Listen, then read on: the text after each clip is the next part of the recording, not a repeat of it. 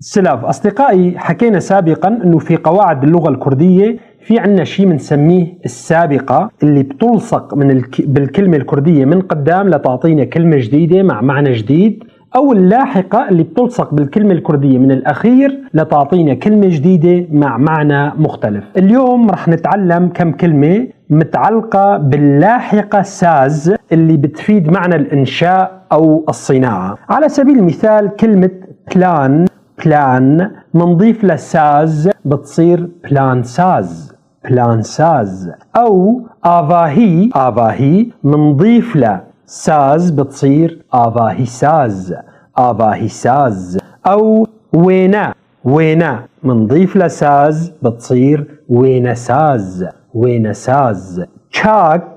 تشاك بتصير تشاك ساز. درمان ساز. كار ساز. نافاروك ساز. على سبيل المثال از نافاروك